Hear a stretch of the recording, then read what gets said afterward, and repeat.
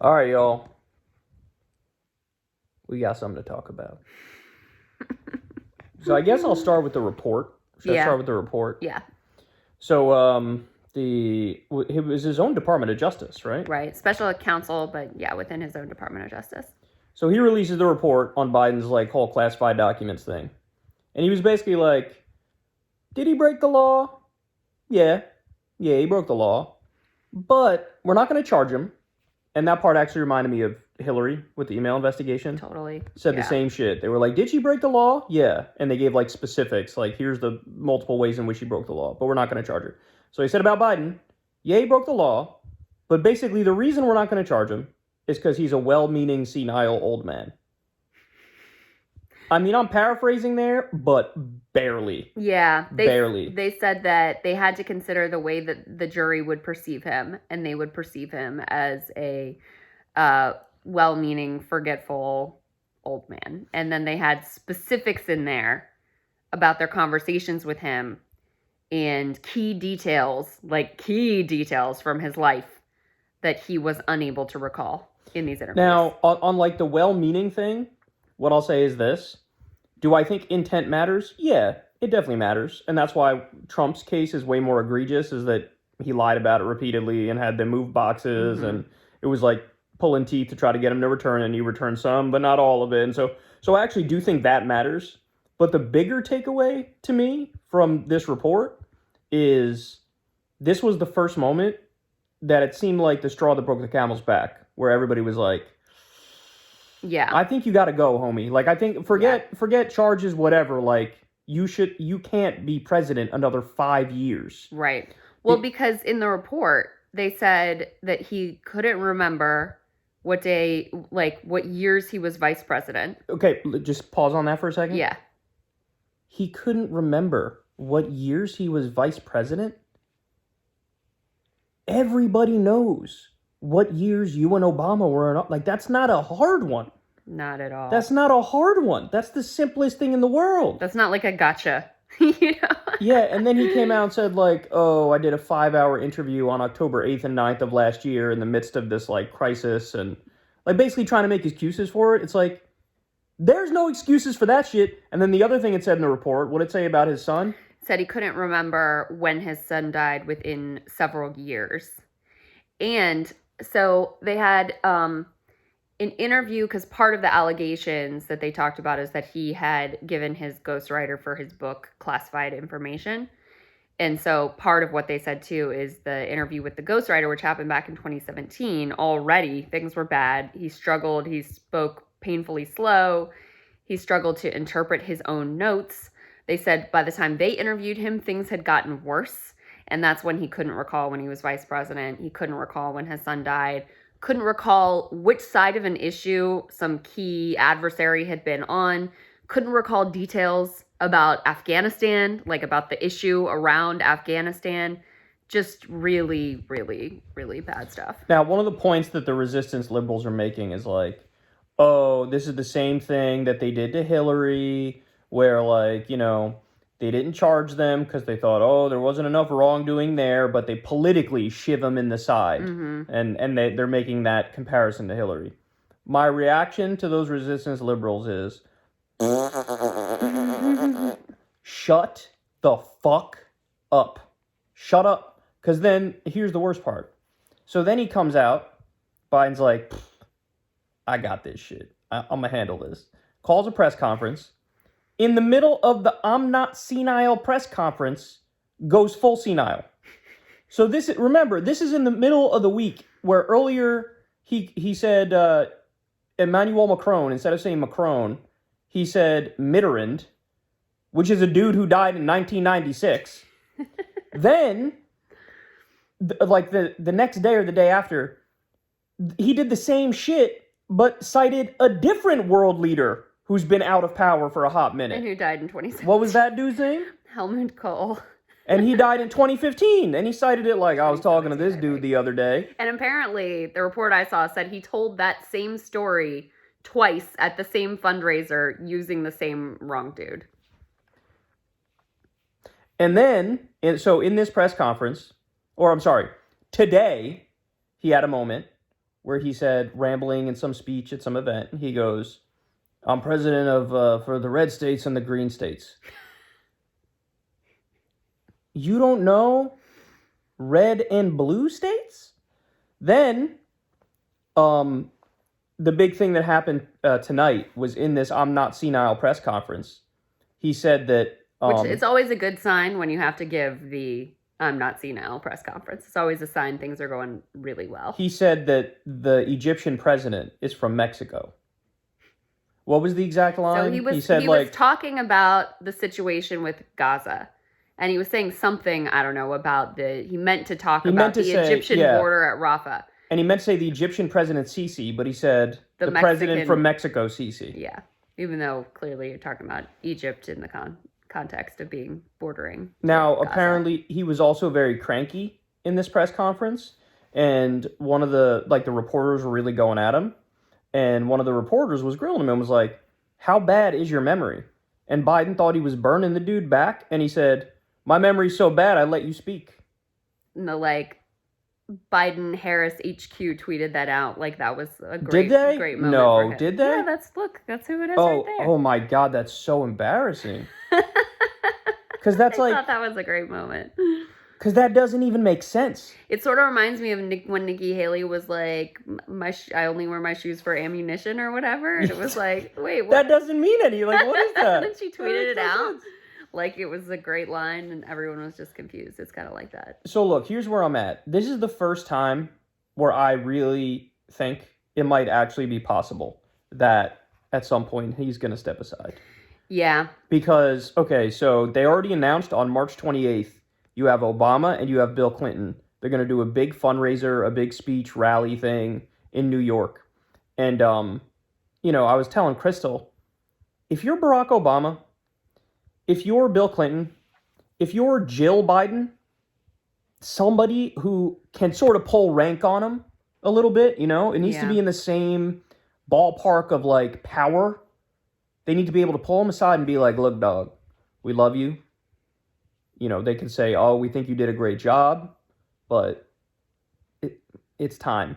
It's time because 5 more years? He doesn't have 5 more years. He doesn't. I mean, this is literally insane what we're watching in real time. It is it's really what the hell are we doing here? I cannot abide Donald Trump getting 4 more years. I can't do it. And the fact of the matter is, at this late date, I've talked a lot of shit about a lot of people, but I'd take fucking Kamala Harris or Pete Buttigieg over him right now. Because you're not going to gaslight the whole country. You're just not going to do it. And his numbers are already lower than Jimmy Carter's were before he got draxed in his election. So I don't know what we're doing here. Literally every single day. It's not just a little gaffe.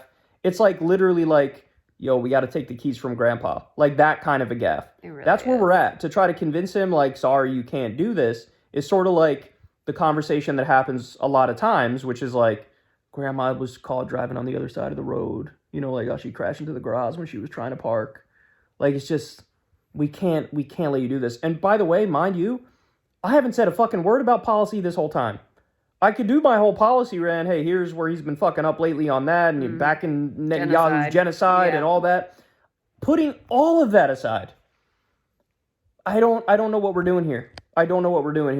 And I'm at the point now where, I don't know, I think it's actually possible now. Because apparently, you pointed this out to me before, apparently all the big name Democrats were freaking out watching this press conference. Yeah, I mean, the New York Times and a bunch of other media outlets were saying they were getting texts from high-level Democratic operatives that were just totally panicked. And it is sort of a watershed moment. I mean, to give a whole press conference that's my memory's fine, I'm not senile. Senile shit. And even it wasn't just Peter Doocy going after him, the regular press corps from all the mainstream outlets just going in and pressing him hard on all of this.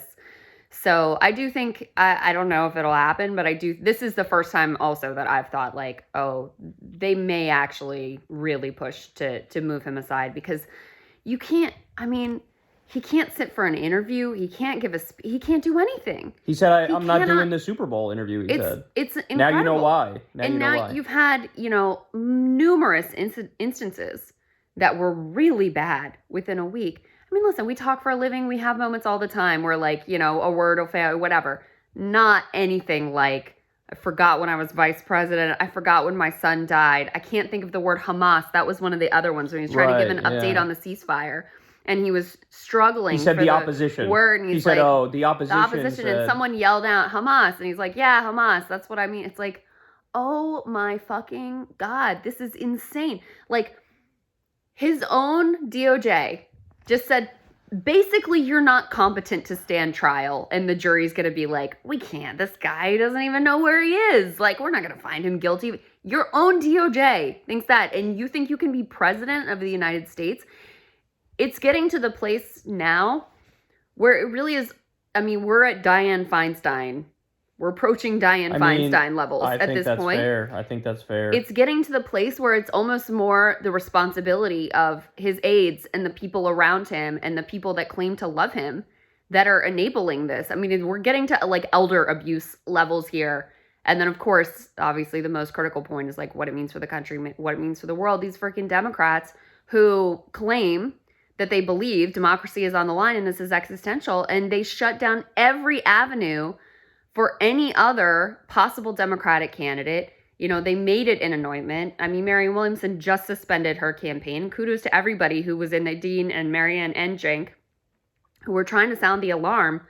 They were even more correct than anyone could have known about what was going on with this man. It's just it's unbelievable where we're at.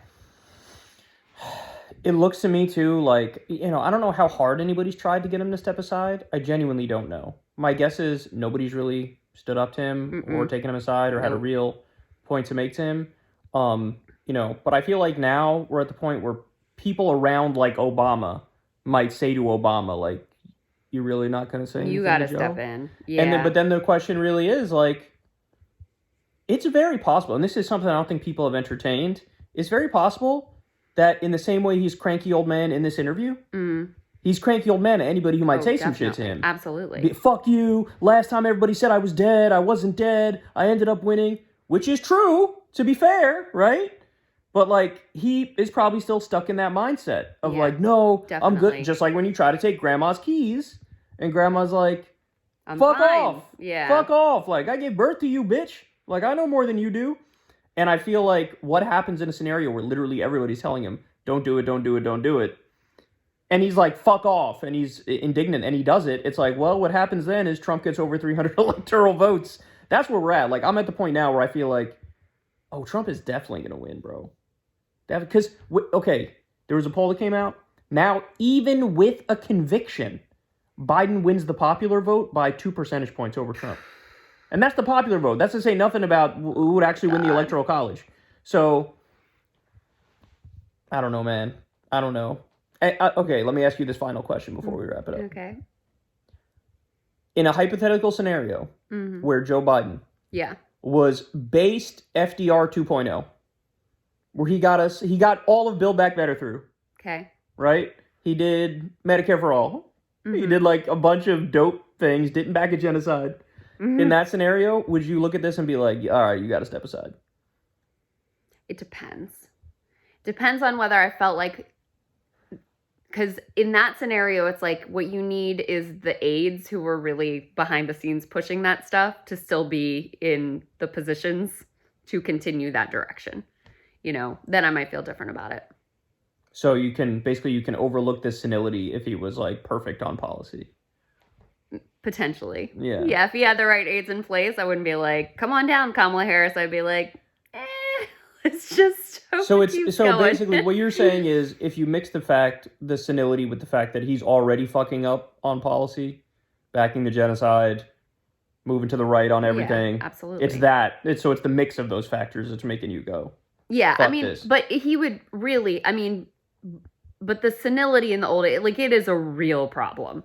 He'd have to be amazing on all the policy stuff for me to be able to just be like, we just got to keep pushing forward. That's why I asked that question, because I feel like it's a hard question. That's why I asked that question. Yeah, because if it was like, he was pretty good on policy, if we were like pre-genocide Joe Biden, back when you and I were arguing for him, right? Yeah. And like, hey, look at what he did on labor and, but student loan debt. Like, even he then, made it. even No. then, it's like, that's not enough. Mm-mm. Even if that it's would like, not be anywhere close to even enough. if it's like a C+, B- presidency, it's like, No. I can get maybe a C+ out of somebody who's not going to die in 17 minutes. Yeah.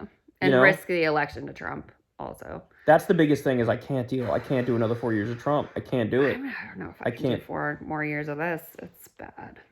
I don't know. I guess I'm slightly hopeful in the sense that somebody behind the scenes is going to talk to him and be like, what's your plant odds? that seed of doubt. What's your odds? That the conversation happens, 65%. That it actually changes anything, 35%. Yeah, I mean, I'm maybe even more optimistic about the conversation happening.